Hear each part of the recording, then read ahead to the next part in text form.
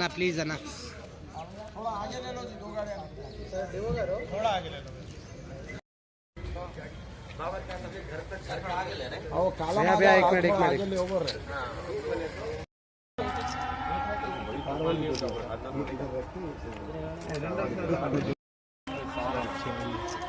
रबानी भाई सामने आइए रबानी भाई वीडियो ले रहे कंटिन्यू एक मिनट सामने सर सर प्लीज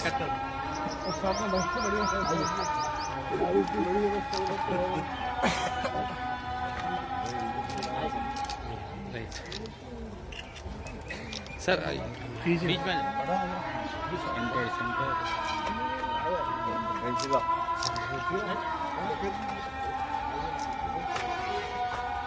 इनुज भाई सेंटर ओके राइट राइट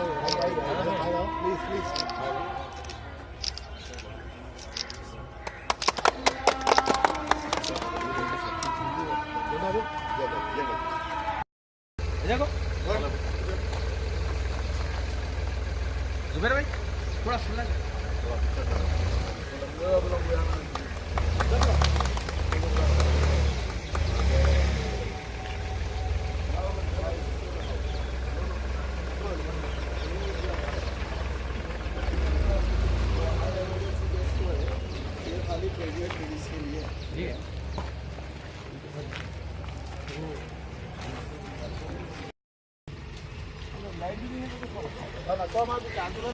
बिस्मिल्लाहिर्रहमानिर्रहीम।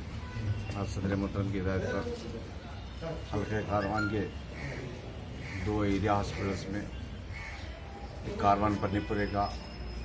जो साबिक़ा में इसके ताल्लुक से नुमाइंदगी की गई थी गवर्नमेंट ऑफ तेलंगाना को, वहाँ पर एम्बुलेंस की सख्त ज़रूरत थी और साबिक़ा में सदर मोहतरम अपने बजट से गोलकुंडा एरिया हॉस्पिटल को एक एम्बुलेंस दिए थे और वो एम्बुलेंस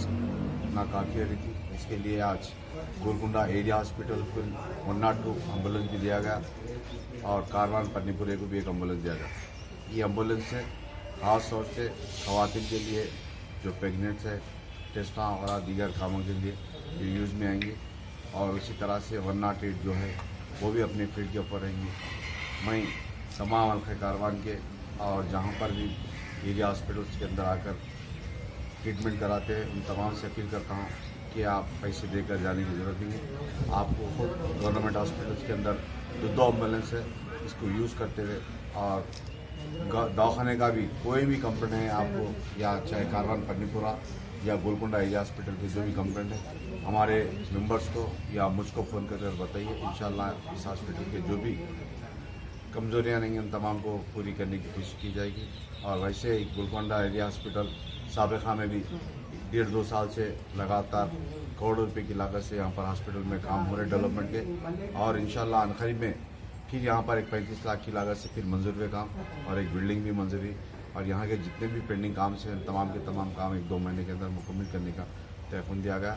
और उसी तरह से मैं आप तमाम से अपील करता हूँ कि आप इस एम्बुलेंस को और यहाँ हॉस्पिटल के अंदर जो भी आपको फैसिलिटीज़ है वो तमाम के तमाम यूज़ करना चाहिए और जो भी डिस्ट्रिक्ट से आने वालों को भी अपील करता हूँ इस गोलकुंडा एरिया हॉस्पिटल या कारवान पन्नीपुरा एरिया हॉस्पिटल को आकर यहाँ पर ट्रीटमेंट करने की जरूरत है। शुक्रिया।